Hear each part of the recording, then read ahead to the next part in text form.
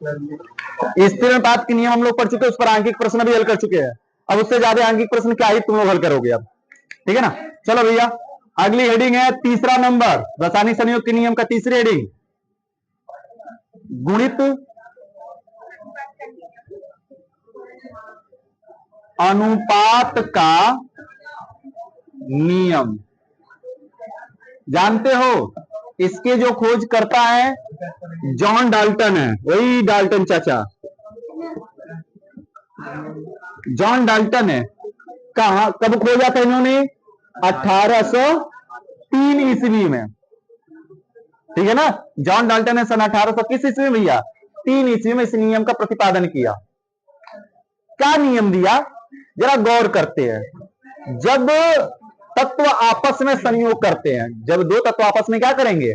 संयोग करेंगे, तो दो या दो से अधिक यौगिक बना सकते हैं। जब दो तत्व परस्पर आपस में रासायनिक संयोग करते हैं तो रासायनिक संयोग करके दो या दो से क्या बनाते हैं? अधिक यौगिक बनाते हैं। गौर करना, बनाते हैं जी। दो तत्वों का पहले सी और ओ जुड़ेगा तो दो प्रकार के यौगिक बनाएगा। सी और O2 आपस में संयोग करेगा तो अभिक्रिया करके दो प्रकार के यौगिक बना सकता है सर जी। एक बनाएगा CO और एक बनाएगा CO2। बना सकता है कि नहीं? दादी के ना देख लो, देखा तो फिर देखा, कार्बन मोनोऑक्साइड और एक बनाएगा कार्बन डाई ऑक्साइड, ठीक है ना। अब इन तत्वों में द्रव्यमान देखते हैं, द्रव्यमानों का अनुपात निकालते हैं। इसमें द्रव्यमान का अनुपात कितना होगा भैया? 12। कार्बन का द्रव्यमान भार कितना होता है? 12 संबंधी। ऑक्सीजन का कितना होता है? 16। तो 12 संबंधी कितना होगा? 16। इसके द्रव्यमानों का अनुपात निकालते हैं जी। 12 अनुपात 16 गुना के कार्बन का, हाइड्रोजन का तो 16 होता है परमाणु भर, और 16 गुना कितना हो जाएगा? 32, 32। अब यहां तक बातें समझना, जरा गौर करना। फिर अब नियम बना रहे हैं, आगे क्या होगा। अब नियम इसी पर सारी चीजें बैठ जाएंगी। परिभाषा सुने, कहा जाएगा कि गुणित अनुपात की नियम की खोज इंग्लिश वैज्ञानिक जॉन डाल्टन ने सन 1803 ईस्वी में किया था, ठीक है। इनके अनुसार जब दो तत्व परस्पर रासायनिक संयोग करते हैं तो दो या दो से अधिक यौगिक बनाते हैं। तब एक तत्व के निश्चित द्रव्यमान के साथ, एगो तत्व का द्रव्यमान क्या होगा? दोनों में बराबर हो गया ना। तब एक तत्व के निश्चित द्रव्यमान के साथ संयोग करने वाले, कौन संयोग करे? दूसरे का, वो ना, संयोग करने वाले दूसरे तत्वों के भिन्न भिन्न द्रव्यमान का अलग अलग है ना। निश्चित बोल दिया, यहां पर क्या बोलेंगे? भिन्न भिन्न द्रव्यमानों में अनुपात एक सरल अनुपात होता है, यानी 16 संबंधी अगर हम क्या करेंगे? 32। इनका द्रव्यमान अगर करेंगे, इस ऑक्सीजन और इस ऑक्सीजन के भारों का अनुपात करेंगे, 16 संबंधी क्या आएगा? 32। इसको कटा देंगे तो 16 एक कम 16, 16 गुना के 32। एक सरल अनुपात। कैसा अनुपात है भैया? सरल का मतलब दशमलव में नहीं आना चाहिए, पूरी एक पूर्ण संख्या आनी चाहिए। तो एक भी पूर्ण है और दो भी क्या है? पूर्ण है ना। एक सरल अनुपात में संयोग करते हैं, या सरल अनुपात में होते हैं। परिभाषा फिर से रिपीट करते हैं, देखो पूरी परिभाषा यहीं पर, यहां से लेकर यहां तक है। जब दो तत्व परस्पर रासायनिक संयोग करते हैं तो दो या दो से अधिक यौगिक बनाते हैं, ठीक है जी। दो या दो से अधिक यौगिक बनाते हैं, तब उनमें एक तत्व के निश्चित द्रव्यमान के साथ, एक तत्व के निश्चित द्रव्यमान के साथ संयोग करने वाले दूसरे तत्वों के भिन्न भिन्न द्रव्यमानों में सरल अनुपात होता है। बस खत्म, गुणित अनुपात का नियम। क्लियर हुआ? एक और एग्जांपल देख लेते हैं सर जी, ना मामला समझ में आया तो एक और एग्जांपल दिखा दीजिए। एक है सल्फर और प्लस ऑक्सीजन। लो जी, सल्फर प्लस ऑक्सीजन संयोग करेगा, SO2 बना सकता है, और क्या बना सकता है? SO3, सल्फर डाइऑक्साइड और सल्फर ट्राई। बन सकता है ना जी। कहोगे सही 3 को बना दीजिए, 2 या 2 से अधिक बोले तो 3 को बना लो, हालांकि बनता तो नहीं है, या सो हम जबरदस्ती का बना रहे हैं। सल्फर मोनोऑक्साइड होता नहीं है, हम बना दिए, ठीक है ना। सल्फर मोनोऑक्साइड, सल्फर डाइऑक्साइड, ज्यादा नीचे हो जा रहा है क्या, सल्फर डाइऑक्साइड और 3 यौगिक बनाना 2 से अधिक। क्या किसी का फोन आ रहा है, क्या हो गया, चलो जाने दो, नहीं लिखे। सल्फर डाइऑक्साइड, सल्फर मोनोऑक्साइड होता नहीं है, हमने पहले बोल दिया। ये मत कहे कोई कि कहां होता है, बस नियम को सेटिस्फाई करने के लिए हमने बना दिया। सल्फर डाइऑक्साइड और सल्फर ट्राई ऑक्साइड। द्रव्यमानों का अनुपात निकालते हैं जी। द्रव्यमान मतलब भारों का अनुपात। यहाँ पे भार तो 2, 3, 4 ग्राम दिया नहीं है, हम इसके परमाणु भार को भार मान लेंगे। परमाणु भार को क्या मान लेंगे, भार मान लेंगे। जरा बताना सल्फर का परमाणु भार कितना होता है सर जी, 32। संबंधी ऑक्सीजन का 16। इसका बताना भैया, 32 संबंधी 16 गुना के 32 होगा ना, ऑक्सीजन का 16, 16 गुना के 32 इसका, और सल्फर का 32 और संबंधी 16, 16, 48, 48 लिखेंगे कि नहीं लिखेंगे जी, लिख दिए। तो एक तत्व के निश्चित द्रव्यमान के साथ, ये ना नियम करा था, एक तत्व के निश्चित द्रव्यमान के साथ संयोग करने वाले दूसरे तत्व के, दूसरा तत्व है ना, दूसरे तत्वों के भिन्न भिन्न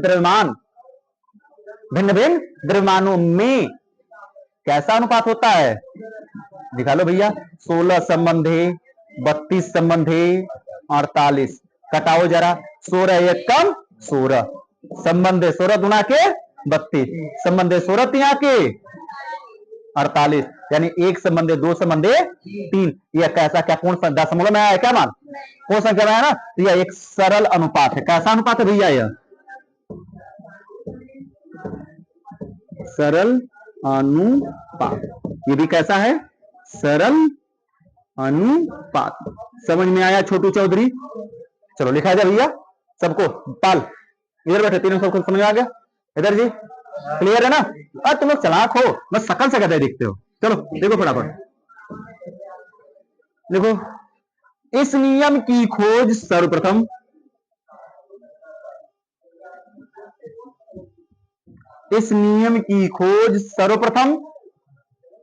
इंग्लिश वैज्ञानिक, इस नियम की खोज सर्वप्रथम इंग्लिश वैज्ञानिक जॉन डाल्टन ने,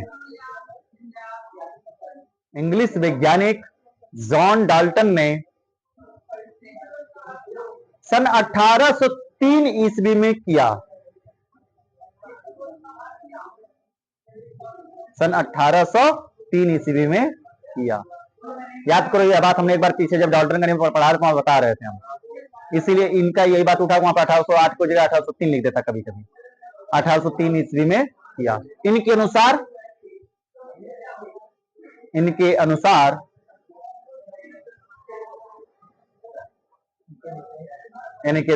कामा इन्वर्टेड कामा में लिखो, जब दो तत्व परस्पर रासायनिक संयोग करते हैं तो, जब दो तत्व परस्पर रासायनिक संयोग करते हैं तो, जब दो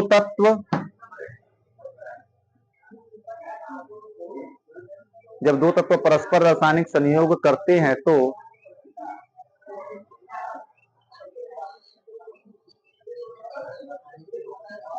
परस्पर रासायनिक संयोग करते हैं तो एक या नहीं, दो या दो से अधिक, दो या दो से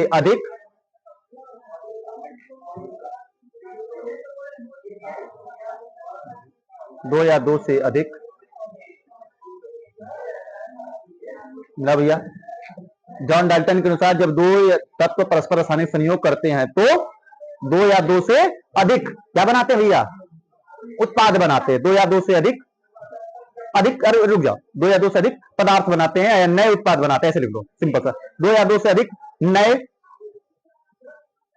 अधिक नए पदार्थ बनाते हैं, पदार्थ या उत्पाद दोनों बातें की है। दो या दो से अधिक नए पदार्थ बनाते हैं, तब तब तब एक तत्व के निश्चित द्रव्यमान के साथ, तब एक तत्व के निश्चित द्रव्यमान के साथ, तब एक तत्व के निश्चित द्रव्यमान के साथ संयोग करने वाले, तब एक तत्व के निश्चित द्रव्यमान के साथ, तब एक तत्व के निश्चित द्रव्यमान के साथ संयोग करने वाले दूसरे, तब एक तत्व के निश्चित द्रव्यमान के साथ संयोग करने वाले दूसरे तत्व के, दूसरे तत्व के भिन्न भिन्न द्रव्यमानों में, दूसरे तत्व के भिन्न भिन्न द्रव्यमानों में, भिन्न भिन्न द्रव्यमानों में सरल अनुपात होता है।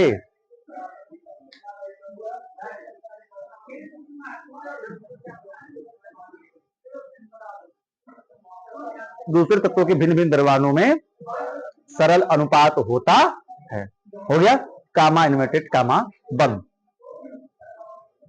कुछ मामला आया समझ में भैया? उदाहरण नंबर 1 लिखो। उदाहरण नंबर 1 देखो, कार्बन तथा ऑक्सीजन, कार्बन तथा ऑक्सीजन रासायनिक संयोग करके, कार्बन तथा ऑक्सीजन रासायनिक संयोग करके, रासायनिक संयोग करके